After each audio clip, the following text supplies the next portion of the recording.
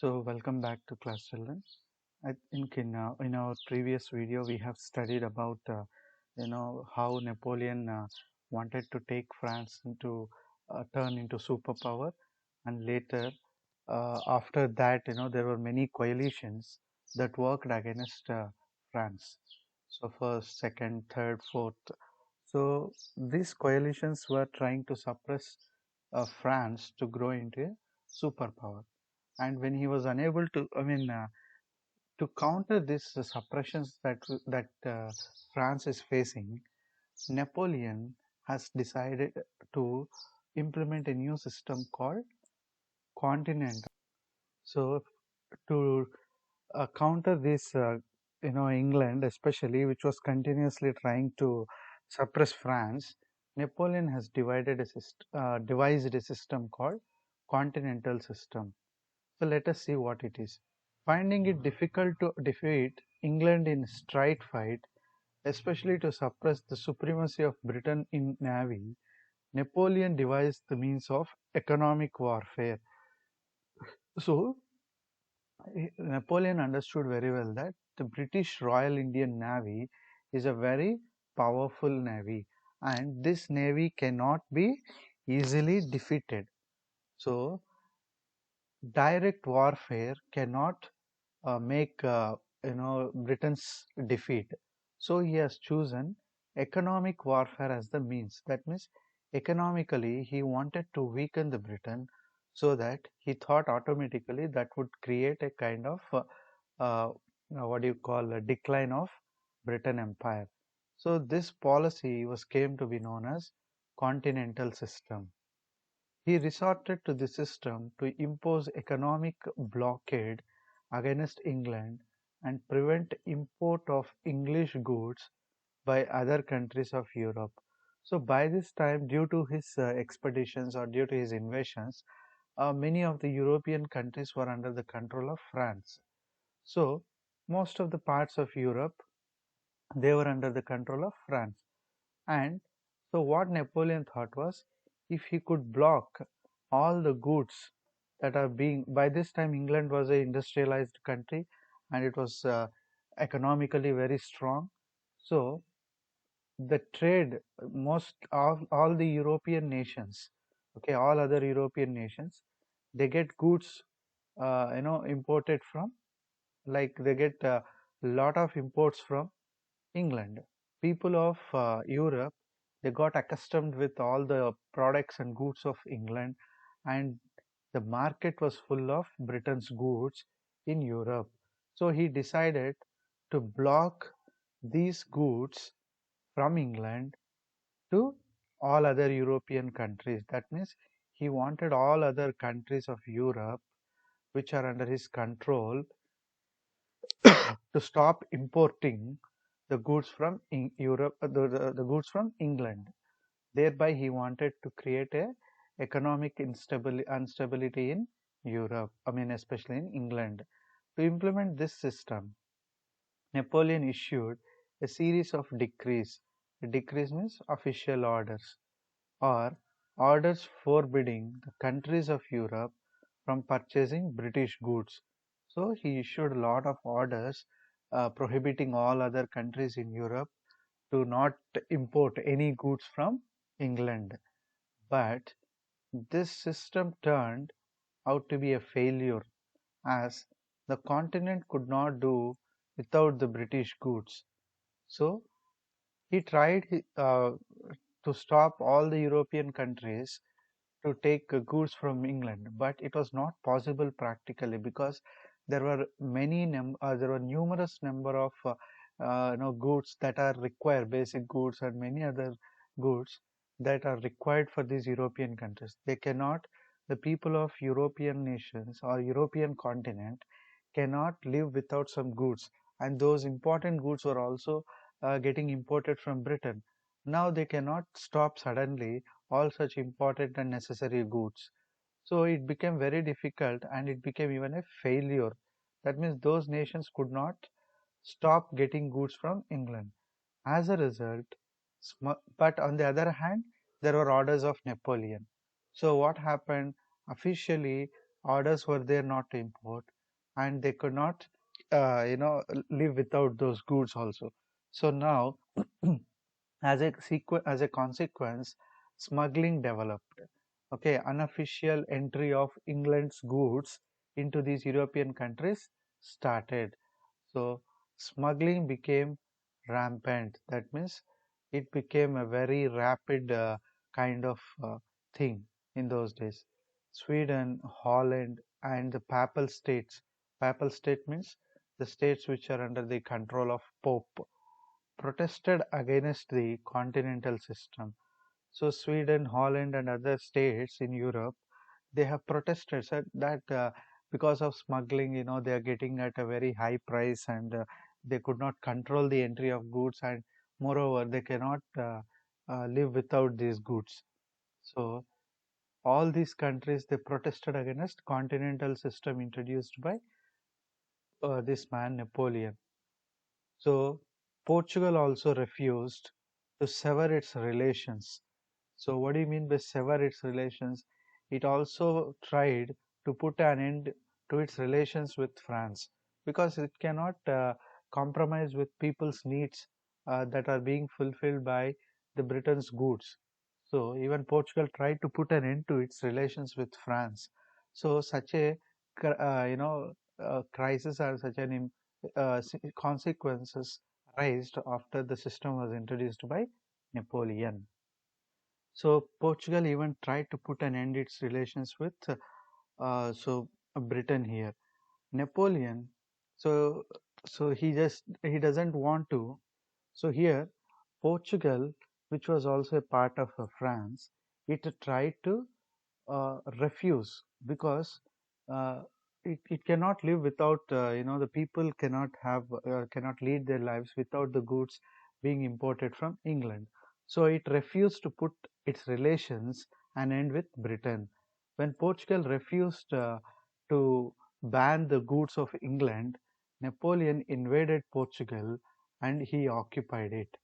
Napoleon's continental system turned out to be a failure, and England continued to retain its influence over international trade and sea routes. So the continental system did not work out for Napoleon, the economic warfare which he thought, and finally England continued, okay, to show its influence over the trade internationally, and also its sea routes. So naval wise, it is still continuing its power, and also international trade also it tried to dominate. It continued its domination. And zenith of French Empire. What do you mean by zenith? Zenith means a time during which France has reached its highest power. Okay, by 1810, the French Empire reached its greatest extent. That means most powerful nation of Europe. Along with the French Empire, Napoleon controlled the Swiss Confederation, the Confederation of Rhine, the Duchy of Warsaw means like Poland, okay, the Duchess of Poland, and the Kingdom of Italy. Territories allied with French included Kingdom of Spain, Westphalia, Naples, Prussia, and Austria. So there were many states under his control, confederation of states, and also there were many kingdoms that were under France. So they were all kingdoms which I spoke, like Spain, Westphalia, Naples. They were all under the control of France. Also, there were some confederations, means a group of states, like Confederation of Rhine. Confederation of Rhine came from the Roman Empire, right?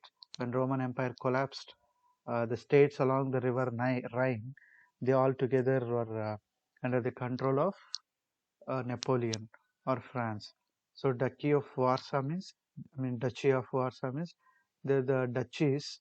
They're called Duchess of Poland. Okay, so all such places, or all such countries under Europe, they were directly under the control of France. So this was the time period during which France, by controlling all these places, reached its highest power. And war against Russia. During this time, that is in 1812, Napoleon launched an attack against Russia. But his campaign turned into one of the most terrible military disasters in history. So he tried to attack Russia, and when his armies reached Russia, the Russian winter set in, caused untold misery. So, due to the physical climatic conditions, the French armies could not withstand those temperatures, and there was a disaster with the army. That means thousands of soldiers died, and it resulted in a big failure for Napoleon. So, the Russian expedition made many French soldiers to lose their lives because of the Russian winters. They go even to minus 10 degrees like that during winters. So this resulted in great military or the great disaster expedition for Napoleon. So Battle of Leipzig. So Napoleon's failure against Russia greatly undermined his position and encouraged the countries of Europe to launch a united campaign against him. So when Napoleon lost the Russian war, I mean when the Russian battle, then all other European nations thought, yes, this is the right time to attack even Napoleon. His position already he got proved that he cannot defeat Russians. So why not we go again as a coalition and try to attack France now? So other European nations like England, Austria, Russia, Prussia, and Sweden, all these nations together as a coalition marched against Napoleon and inflicted a crushing defeat on the French forces in Battle of Leipzig in Germany. So in the Battle of Leipzig, who fought against, I mean, what are the two parties that fought against each other? It was French forces versus coalition of European nations. What are those countries? They are England, Austria, Russia, Prussia, Sweden, they all on one side and the French forces on other side. So where they fought? They fought in a place called Leipzig in Germany. So in this battle, French forces got defeated and Napoleon escaped narrowly and took refuge, that means shelter, at an Italian island of Elba. So as French forces got defeated, Napoleon escaped to an island and there he took shelter, Italian island, and there he took shelter. And the coalition forces enthroned Louis XVIII on the throne. So after this winning over the Leipzig battle, the coalition forces means the armies which won against Napoleon, that is the England, Austria, Russia, Prussia, all these armies are together called coalition forces. So these coalition forces now they kept Louis XVIII as the king of or as the ruler of France, as Napoleon has escaped and France has become rulerless. They kept Louis XVIII as the Emperor of France and they were controlling even France now. And Battle of Waterloo. In 1815, Napoleon tried to make a comeback. So he just wanted to retain his control over France. So in 1812, 1813, so he lost this France in Battle of Leipzig. So again within 2 years of span, 1815, he tried to come back. This greatly unnerved the coalition forces. That means the coalition forces like England, Austria, Russia, and other countries, they thought it would be again a very dangerous thing. Coming back of Napoleon is not more acceptable thing. So they hurriedly declared war on him. So again, Napoleon was targeted and they just tried to immediately counter his comeback. Consequently, in the Battle of Waterloo, so again a battle occurred between Napoleon's forces and the coalition forces. It was called Battle of Waterloo. In this Battle of Waterloo, Napoleon was defeated and he again went away to Helena in the South Atlantic. So naturally, when he lost the battle, he again got himself into a safe place called Saint Helena in South Atlantic, where he lived till his death in 1821. So after this Battle of Waterloo, Napoleon never tried to an attempt to come back and attack because coalition forces strengthened themselves in so big way that the Napoleon's armies, the French forces could not withstand them. So thus Napoleon's life ended in 1821 in this place called Saint Helena in 1821. So impact of Napoleonic era.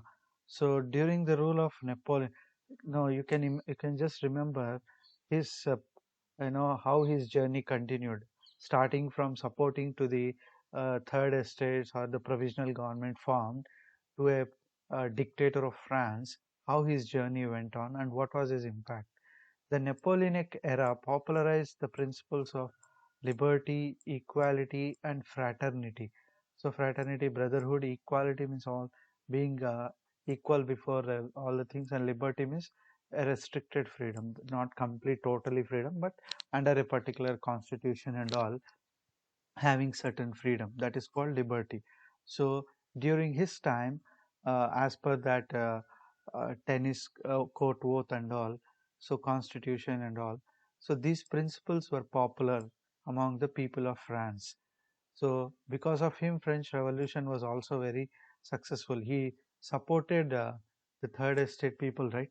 So thus French Revolution was successful, and these principles were also derived from French Revolution. So it was because of Napoleon these principles got popularized, and Napoleon also contributed to the rise of nationalism in Europe. So when he took control of all the places, and later on the nations also rose to their independence, and indirectly Napoleon was responsible for their nationalism. Napoleon brought about a number of countries like Spain, Portugal, Prussia, and Germany under his control. So he brought a lot of so this we have seen, he led many wars, and he made all these places under his control. The French soldiers placed in these countries taught the native people. So the French forces, they were living even in the countries occupied by France, like Prussia, Germany, Spain, Portugal. So what they did? Let us see now. So the soldiers, the French soldiers who were living in different parts of Europe, which were under the control of France, they taught to the local people that the nation was above everything.